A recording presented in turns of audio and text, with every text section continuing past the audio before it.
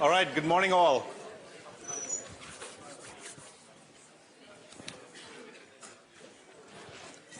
So you have two handouts, lecture notes and an article on mixed signal chips. A mixed signal stands for circuits that have both analog and digital components to them. The reason I'm giving you the handout is that your lab 4 and also your last homework involve designing and building a mixed signal circuit. It's a real fun exercise, and I just wanted to tell you that from past experience, people who've taken 6002 often view the last lab as the single most fun thing they did in all of 6002. So as you go into lab 4, you should be telling yourself, I should be having fun, I should be having fun, I should be having fun. So you have to positively psych yourself. Otherwise, it's going to go by, and then you're going to say, boy, that was fun. I wished I had savored the moment as I was doing it. So,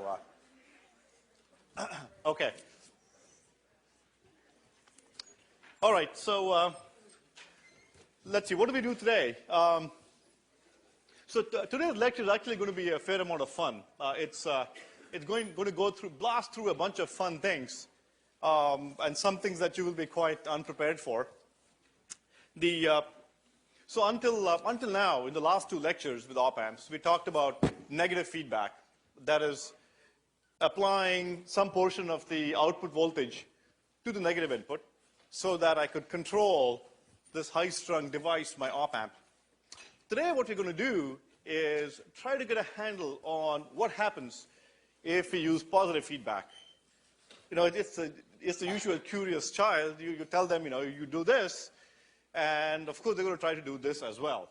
And we're going to try to do that and see what happens, and look to see if we can build some useful circuits.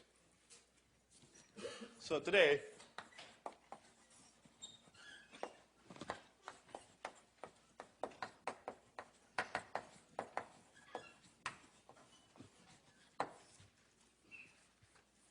as motivation, let me do a quick review of a circuit that should now become a fixed in your brains in a standard pattern. So this is a circuit that gives you negative feedback.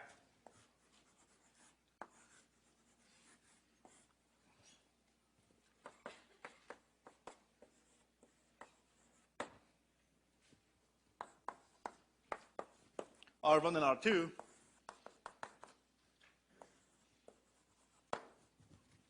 And I apply a Vn. So by now, you should be able to look at this pattern. And this is your inverting amplifier pattern. So you should be able to write down by inspection, this is simply Vn, or the minus Vn times R2 divided by R1. Okay? So this is an amplifier whose gain is controlled by the ratio of R2 and R1. So this is a negative feedback circuit because it's always fun to do the intuition thing and say that, look, if this voltage tends to go more positive than I care, then this negative input goes more positive than I care. If that goes more positive, then the negative input V minus becomes more positive than the plus input, which yanks the output down.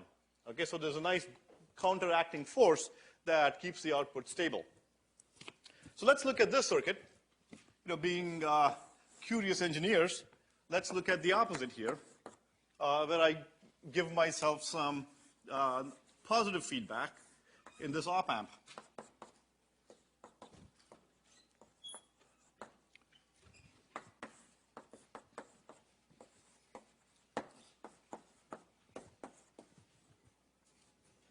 And it's going to be interesting to analyze this because what we find out on the face of it is not quite how it actually behaves. So we're going to spend most of the lecture today on understanding the dynamics of circuits that look like this, and to see if we can build some fun and interesting circuits and systems based on this kind of positive feedback. Okay? It's positive feedback because I'm feeding back a portion of the output to the positive input.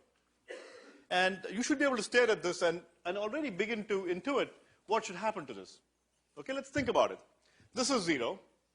Okay, remember, if with positive feedback, the famous V plus is equal to V minus method doesn't apply anymore. Okay, so let's applying very simple analyses. If this is 0, okay, let's say for example that this output tends to go a little bit more positive. Okay, this output due to some noise or perturbation tends to go up a little bit. If that goes up a little bit, then because of feedback, this node tends to go up a little bit. If this node tends to go up a little bit, this exacerbates the positive input here, and this one goes ka-chunk, whacks into the positive rail. Okay, let's take the other point of view and look at it intuitively. What if this one tries to droop a little bit? If it droops a little bit, then the input at the plus terminal droops a little bit. If that tends to go down a little bit, that makes the output droop further, and it goes and hits into the negative rail. So you can see that this circuit wants to hammer into the positive rail or hammer into the negative rail because of the positive feedback.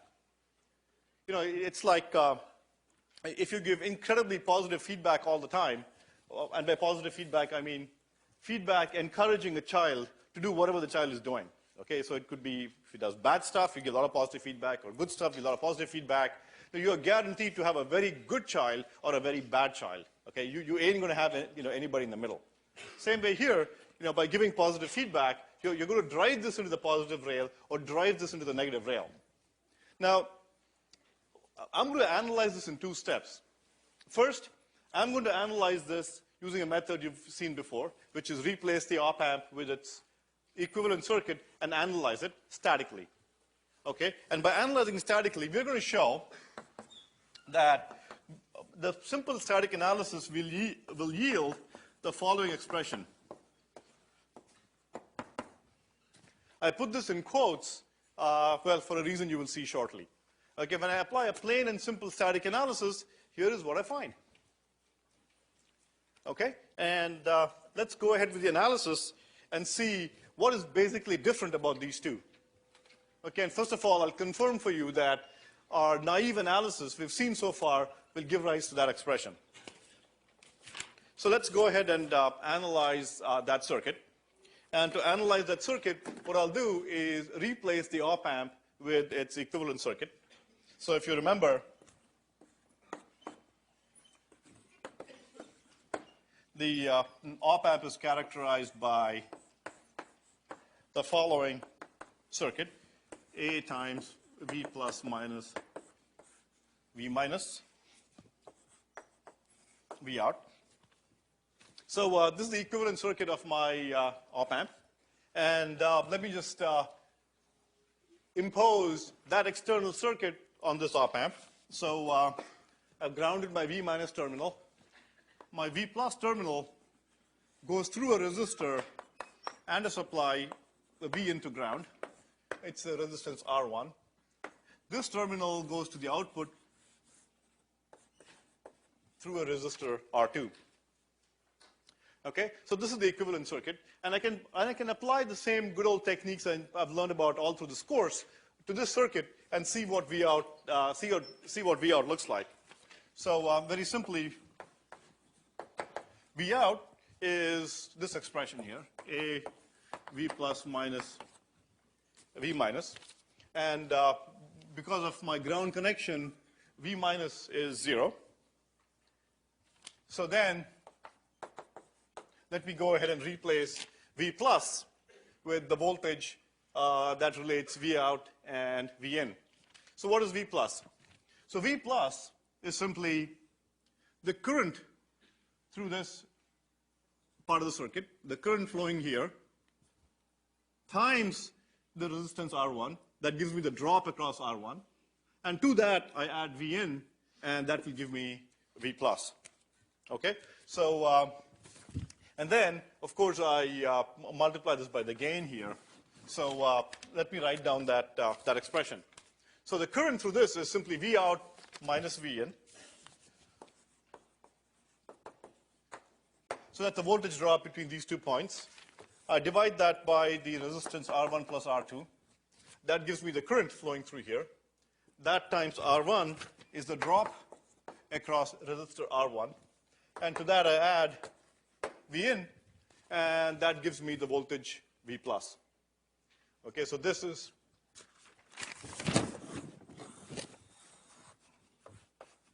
that's V plus. That's simply V in plus the drop across the resistance R1. Okay, so let me shuffle things around and put all the V out terms on this side here. So I get a 1 plus for that V out. And let me move A R1 divided by R1 plus R2 to the left-hand side. And I pick up a minus sign. So I get A R1 divided by R1 plus R2. So I pick up that. And then left-hand side, I end up with V in. Okay? And my V in here is a function of the V in that I have here.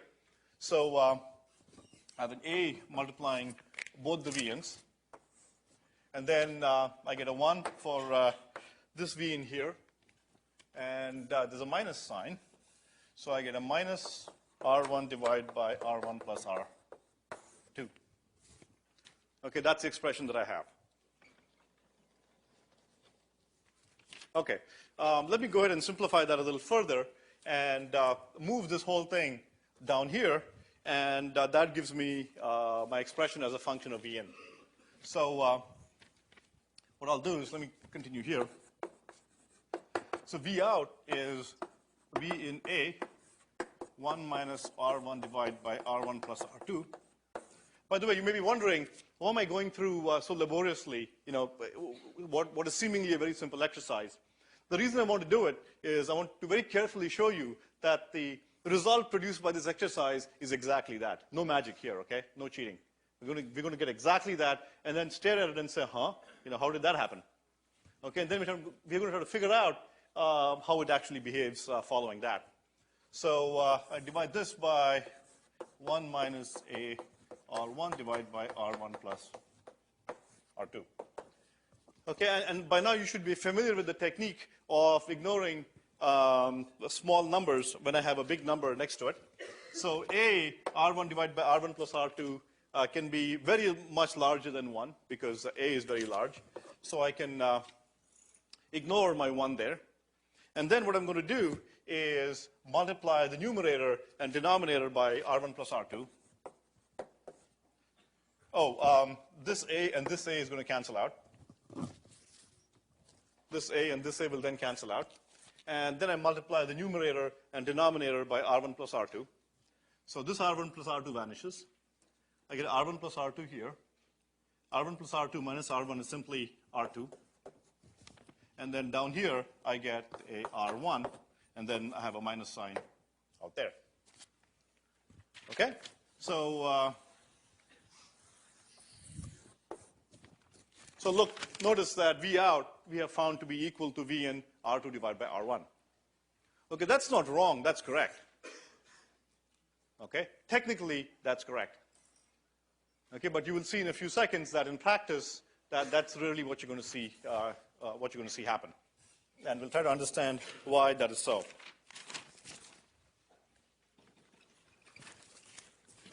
So what we've done so far, if you stare at these two panels here, first of all, we know that the inverting amplifier has the expression for V out up there. And through this laborious exercise, we've also shown that even with positive feedback, if I take a static view of the circuit, if I take a snapshot of the circuit and simply analyze it as a static circuit, I get the same expression V out, okay, for V out. But what we're going to do is, when I explain to you that, look, a small perturbation in V out is going to drive the op amp to the positive and negative rail. Okay, so that's where the insight begins to show that if everything were magical, okay, and I could somehow exactly keep things just so, that will be true. I will be able to build a positive feedback circuit where the output is equal to R2 divided by R1 Vn. But remember, even the slightest amount of perturbation is going to send the op amp, scurrying off to the positive rail or the negative rail. So how do we analyze that? How do we analyze the behavior of a circuit that, based on a small perturbation, begins to move one place or another? Okay, we want to analyze the dynamics of the op-amp. Okay, to analyze the dynamics, what I need to do is give you a slightly more detailed view of the operational amplifier. Okay, if the operational amplifier is not moving instantaneously between the plus and minus rail, I need to give you a more detailed model that encapsulates the behavior of the op-amp. And so let me do that. So if you want to study the dynamics of an op-amp, by dynamics I mean how an op-amp moves, okay? How an op-amp moves as I perturb the input or the output and so on. Okay, so to capture the dynamics of the op-amp, we build a slightly more involved circuit. So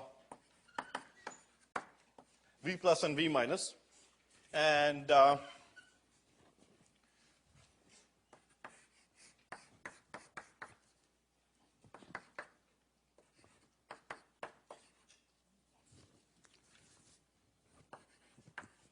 okay, so this is what we've seen before, two terminals and a dependent source that amplifies the difference input here by a large amount. Okay, instead what we're going to do here is something slightly different and interpose the following circuit in the middle here. So this is a model to model the dynamics of an op-amp. So we're going to interpose a small RC circuit in here. This is R, this is C. And I'm going to call the voltage across the capacitor V star. So notice what I've done is, rather than say this is A, V plus minus V minus, I'm breaking it apart into two dependent sources. The first dependent source, which is simply V plus minus V minus, and there's an RC time constant surrounding it. And then here, I simply add on my gain, A V star. Okay, notice that if it turned out that the resistance here, for example, was 0, then V plus minus V minus would appear across V star, and this would be A times V plus minus V minus, what you've seen before. Okay, it's always good to take a look at circuits and look at what happens when some component goes to an extreme value. This would give you your basic op-amp circuit. What I'd like to do next is analyze the following circuit to understand how positive and negative feedback work together. Okay, and by understanding that, then be able to explain how a positive feedback circuit works or a negative feedback circuit works. So here's what I'll do. So this part simply corresponds to my positive feedback circuit. R2, R1. So that's my positive feedback circuit. And I'll do the same thing on this side.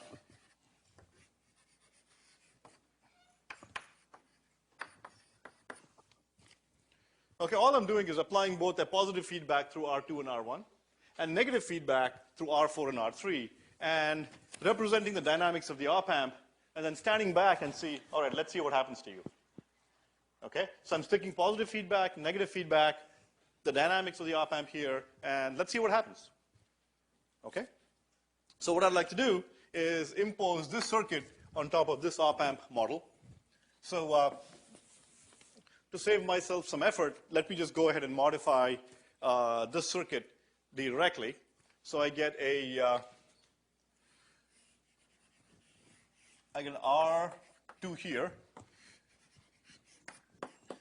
an R1 here, and then up here,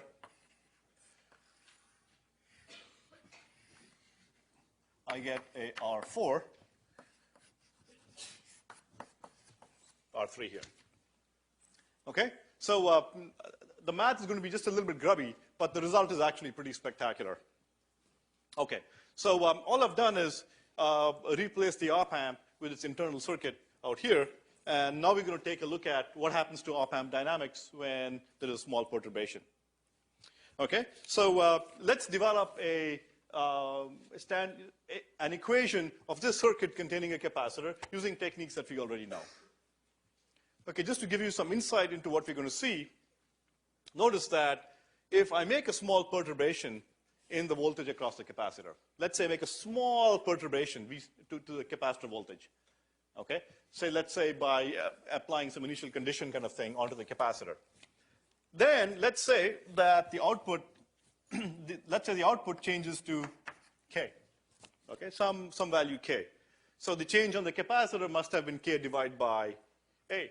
And what we're going to see is what happens to the op-amp when the initial condition on the capacitor is such that this output gets perturbed to the value K. Okay, so let's write an equation for this little circuit and see what happens. Okay, recall our goal was to understand what happens when I perturb the output a little bit. Okay, here I perturb the output such that its value goes to K. Okay, and I can perturb the output by changing what happens at the capacitor. Okay, so let me write the equation for this circuit now and try to understand what happens to this capacitor circuit if I let go after giving it a small perturbation. So what I'm going to do is let me start by writing the good old equation for this little circuit here. And that equation is simply the voltage here, V plus minus V minus, equals the voltage across the RC. Okay? So V plus minus V minus, okay, will be equal to the voltage drop across the resistor plus that across the capacitor. The voltage across the capacitor is V star. The voltage across the resistor is the current through the capacitor, C dV dt, C dV star dt times R. Okay, so V star plus RC dV dt is equal to V plus minus V minus. Okay, so RC dV star by dt plus V star is V plus minus V minus. Okay, you've done this millions of times before, but yet again, this voltage here is equal to the drop across these two. And the drop across these two is V star, the drop across C, plus the current through the capacitor, C dV dt, times the resistance R. Okay, or you can apply the node method as well and get the same expression. Now we also know that here that V naught is simply, or V naught divided by A is V star. Okay, so I can go ahead and replace this guy here, V star by V naught divided by A. So it's RC divided by A, dV naught by dt. Recall, I want the dynamics of V naught, so let me just get an expression in V naught. So I get a V naught divided by A plus V plus minus V minus. Okay, equals.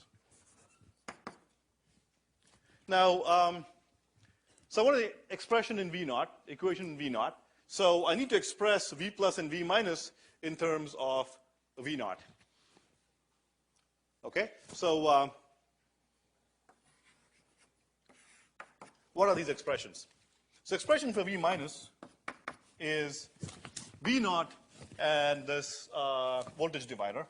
So it's V naught times R3 divided by R3 plus R4.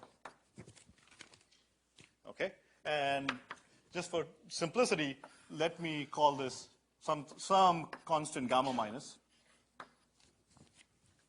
Okay, so this is some fraction. Okay, R3 divided by R3 plus R4, and let me call that fraction gamma minus.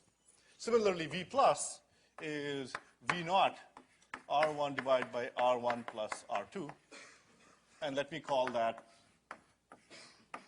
gamma plus. Okay, all I'm doing is replacing V plus and V minus in terms of V naught. Okay, so effectively what I have here is V plus is some fraction of V naught. That's the best intuitive way of thinking about it. Some fraction of V naught. Okay, so and V minus is some fraction of V naught as well, like so. Okay, and I just take these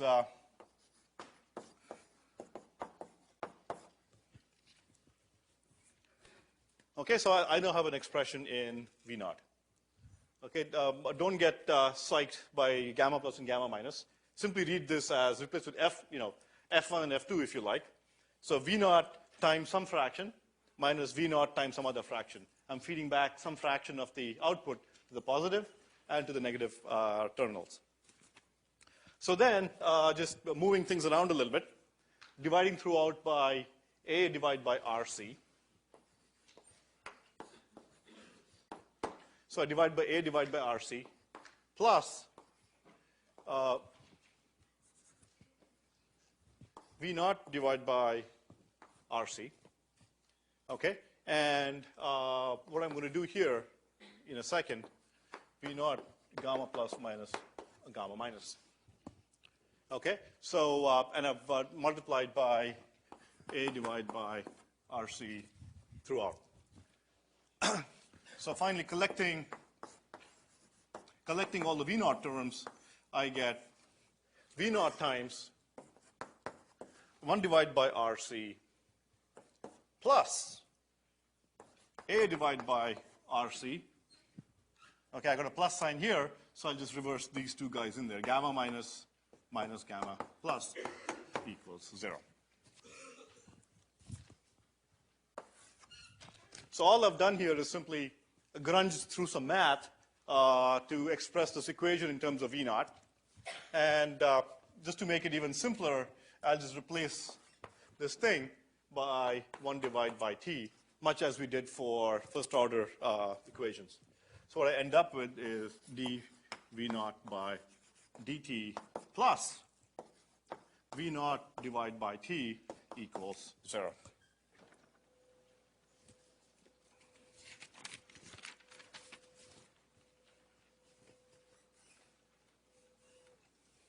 So despite all that grubbiness, I end up with something that is very, very familiar to all of us. Okay? I went through a bunch of gyrations to substitute for V plus, V minus, and V star. But at the end of the day, okay, I got the simple expression which says dV naught by dt plus V naught by capital T equals 0, where capital T is the time constant of the circuit. And the time constant of the circuit relates to the expression in there. 1 by RC plus A divided by RC times gamma minus minus gamma plus. The gamma minus and gamma plus are the respective portions of the output fed back to the negative input and the positive input.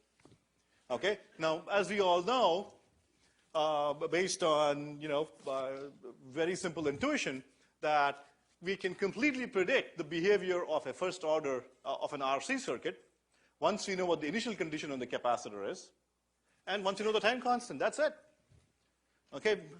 We know, we are masters at the fact that the capacitor is going to behave like this. It's going to be exponential. Okay? And I do know that the time constant is capital T. Okay? And what's here? It's simply the initial condition. Okay? There is no drive input.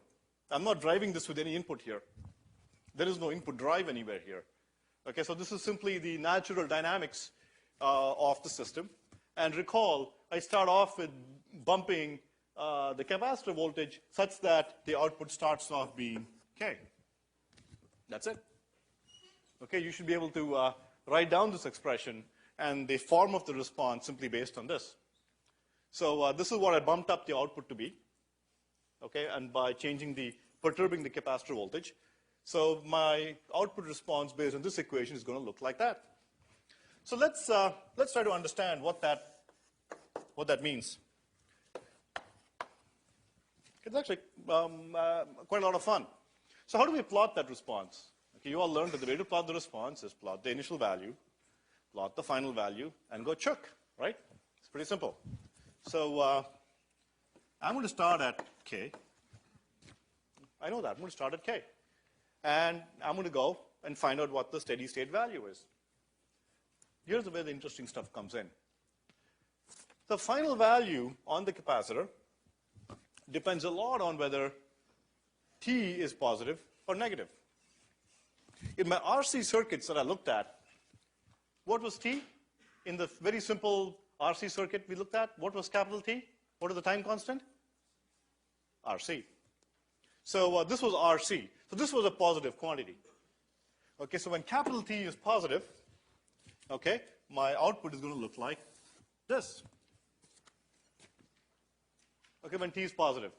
And T is positive when this expression is positive.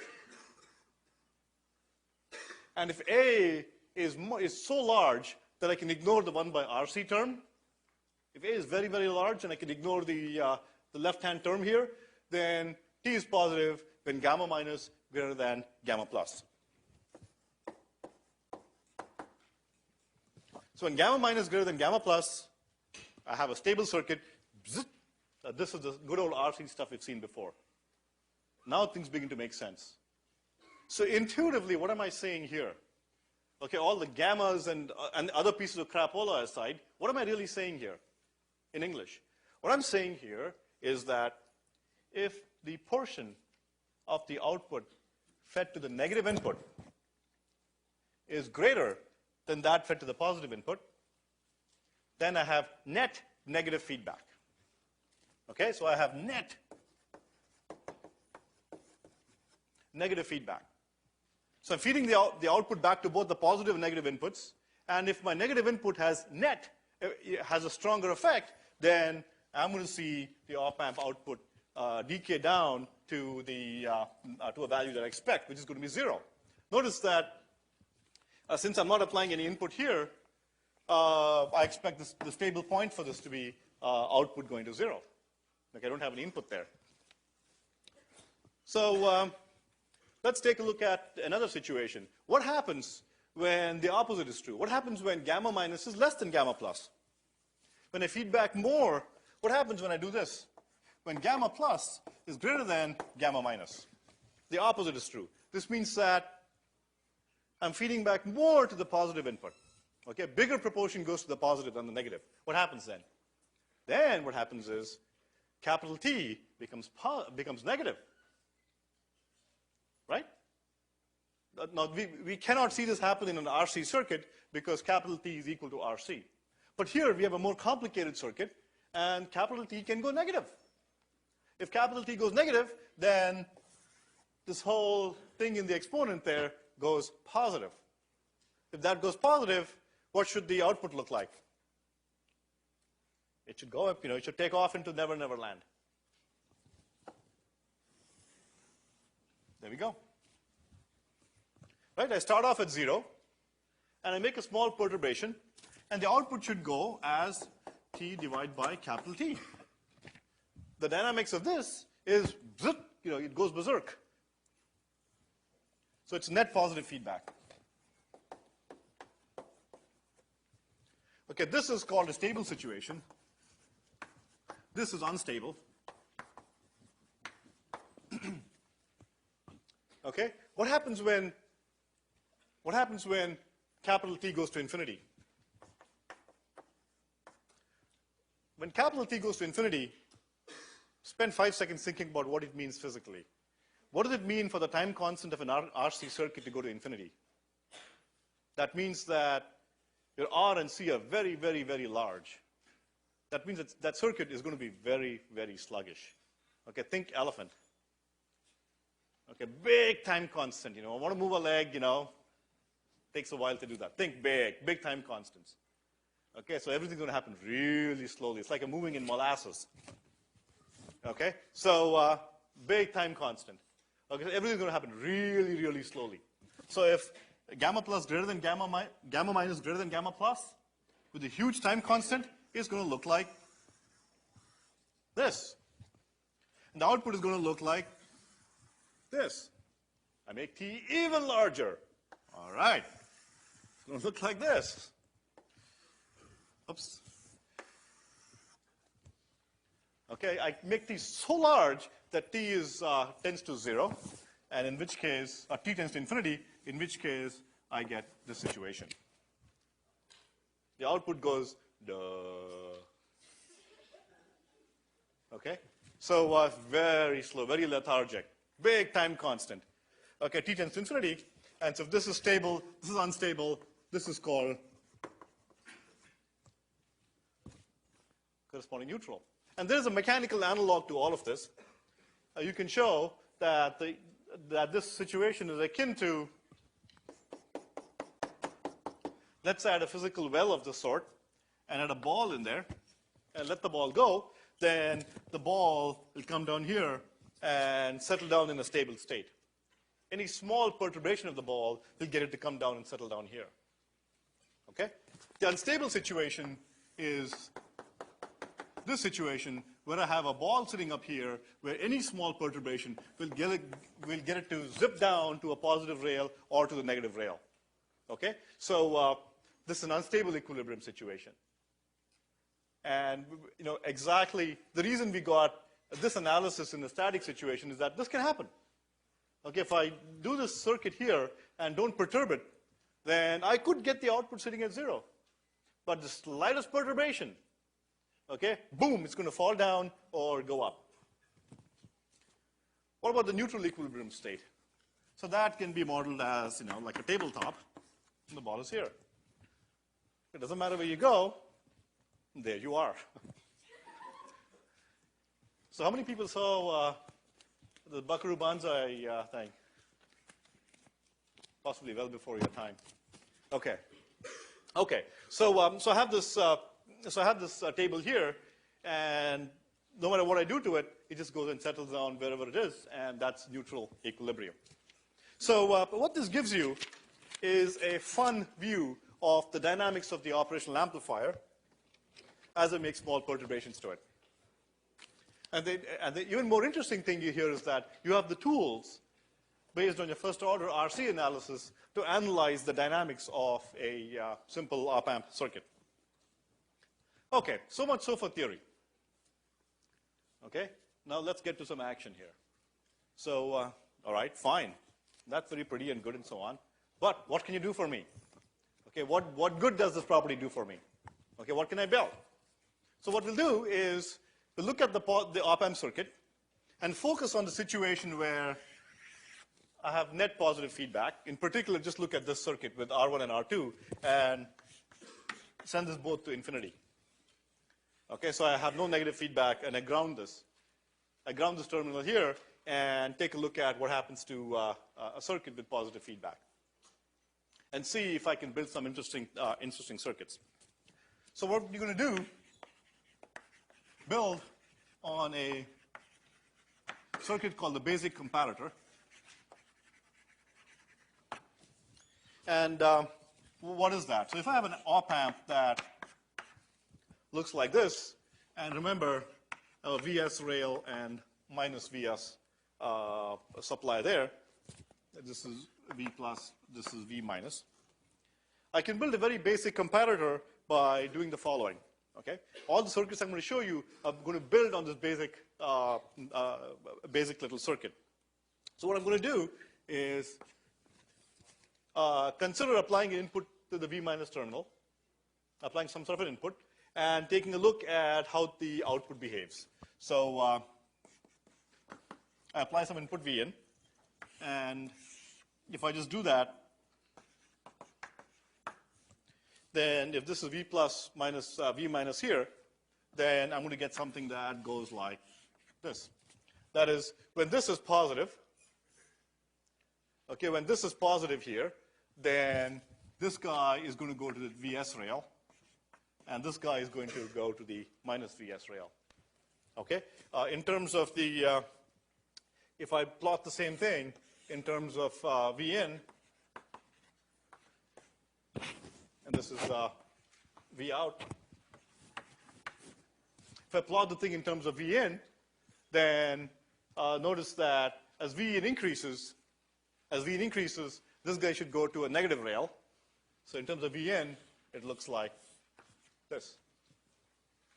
What this says is that as the input becomes more and more positive, applied to V minus, then the output goes to minus VS. And if the input becomes more and more negative, then the output goes to VS. But this is what is called a very basic comparator circuit. It compares the two inputs and goes up if the input's in one direction and goes to the other rail if the input's in the opposite direction. So supposing I feed, I can plot this as a function of time.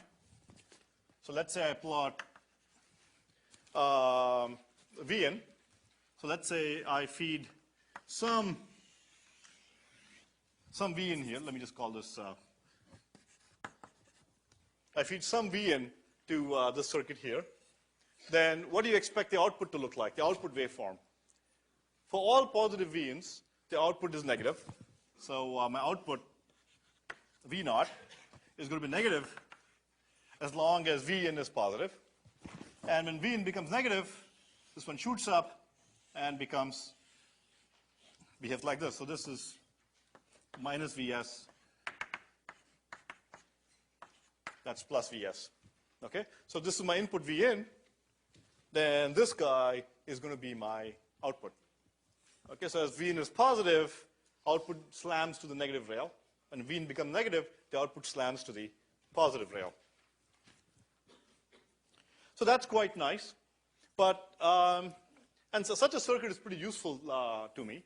Let's say, for example, I want to build a little digital circuit that is fed ones and zeros. So I can use a comparator to turn my Vin voltage into a sequence of ones and zeros. Okay, so when Vin is positive, I produce a 0. When Vin is negative, I produce a 1. Okay, so I can get this 1, 0, 1, 0 sequence coming out corresponding to the values of Vin being greater or less than 0. Now, one problem with something like this is that this circuit can be quite messy in the following situation. Suppose I superimpose a small amount of noise on Vin. Okay? So in particular, let's say that I have some amount of noise on Vin, and so I get a bunch of noise sitting on here. So what happens is that when, at this point, where the value goes negative, I do bump up. But when, for a second, I have my input going above 0 again, this output comes down again, and out here it goes up again. So I get this nasty behavior at the point where the input is around 0. Okay, so when the input is around 0, as the input is meandering around 0 because of noise, I get a huge amount of up and down glitches on the output. Okay, that's not very nice. And we'll do a little circuit that attempts to fix that little problem. So what we're going to do is use positive feedback. And I'm going to build you a circuit that shows that we can eliminate this for small noise on the input. So let's build the following circuit. So I still feed Vi to the negative input. But this time around, I give it some positive feedback.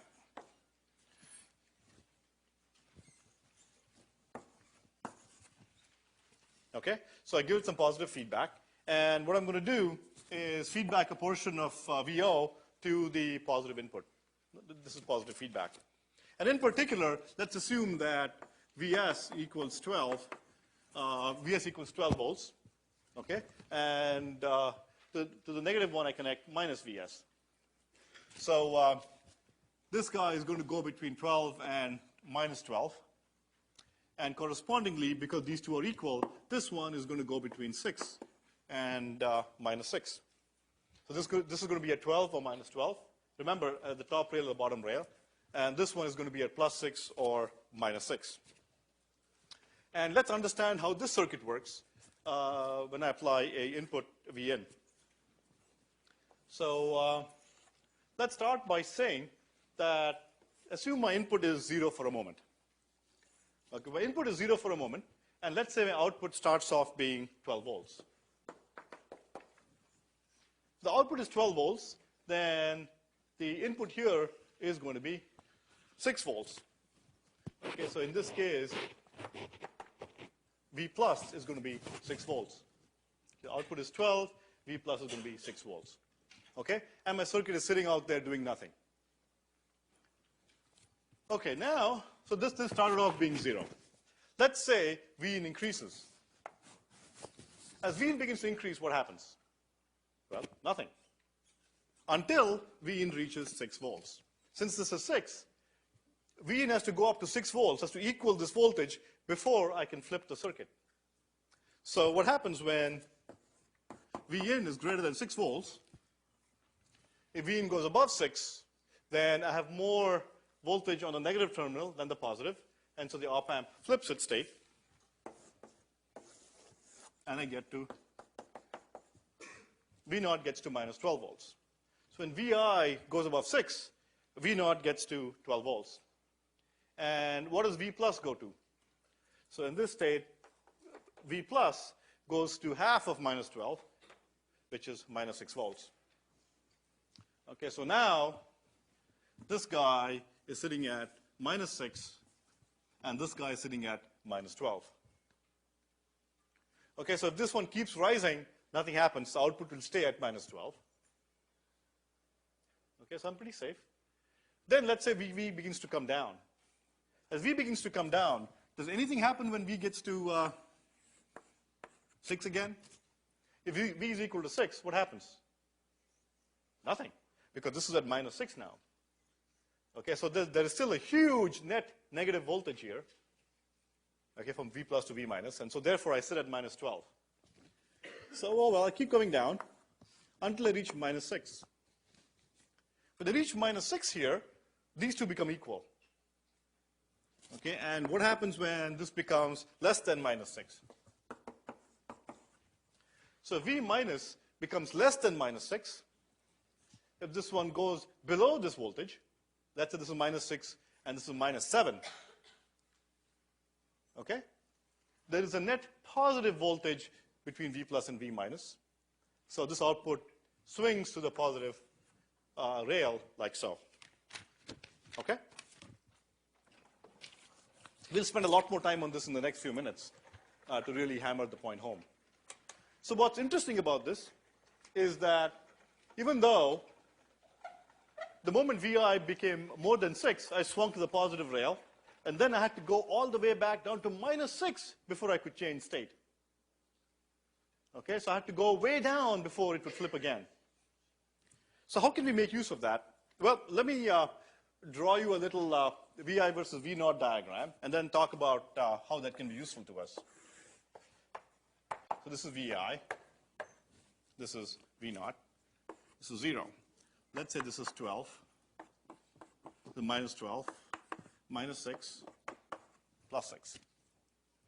Okay, let's plot that on the screen and see what it looks like. So as I told you, the output was at 12 volts to begin with, and my input was at 0. So my input kept increasing. When the input hit plus 6, what happened to my output? My output swung down to minus 12. As the input kept increasing, nothing happened. So this was step 1. This was step 2, step 3. And the input kept increasing, output stayed at minus 12 volts. Okay? Then what I said is, well, let's bring the input down. So my input began to go down. As step 4 became more and more negative. Nothing happened until I reached minus 6. When I reached minus 6, I swung positive. Step 5. Again, 1, 2, 3, 4, 5. I'm going up here. Came up here. And nothing happens until I reach minus 6. But at minus 6, boom, I switch to the positive rail. And as I get more and more negative, I stay there. Then again, as I start increasing again, nothing happens until I reach plus 6. Think of that as your 7th step. What is spectacular about this is that I seem to have a circuit that now has some knowledge of where it came. Okay? So if it's coming from here, it switches at plus 6. But if it's coming from here, it switches at minus 6. Okay, so there seems to be sort of a lag in the behavior of the circuit, or some memory property in the circuit. Okay, this kind of behavior is called hysteresis.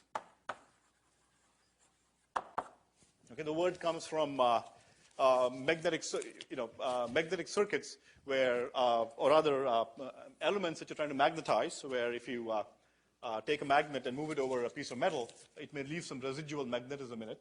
And in the same way, that's called hysteresis. Same way here, as the voltage increases, it seems to leave some residual in the circuit so that it affects when it shifts. The good news with this is that now, if I take the same kind of noisy waveform that I had before and do this, if this is Vi, then what's going to happen is for VO, I'm going to be negative at this point. Nothing happens here because I have to get to minus 6 or plus 6 before something happens. So out here, I get to minus 6, and I switch state, and I go up to plus 12. And then this one comes up above -6 very slightly out there, goes above -6, nothing happens because the next change will happen only when the input goes to plus 6. So eventually the input gets to +6, then I'm going to change state again. Okay? So this is actually a really cool property and something that is completely non-obvious. In the last 30 seconds, let me show you a quick demo. And based on this property of hysteresis, I've actually built a little circuit. Let me do that first. So notice here that I'm showing you the input on the x-axis, Vi, and Vo on the y-axis. So notice how the output switches at +6 volts, and then switches at a -6 volts to +12 or -12. Okay, that's a hysteresis property. And we can actually use this property to build a clock circuit, which is on page 9, builds an oscillator that sits there and oscillates by itself. And you will see details of that in recitation tomorrow.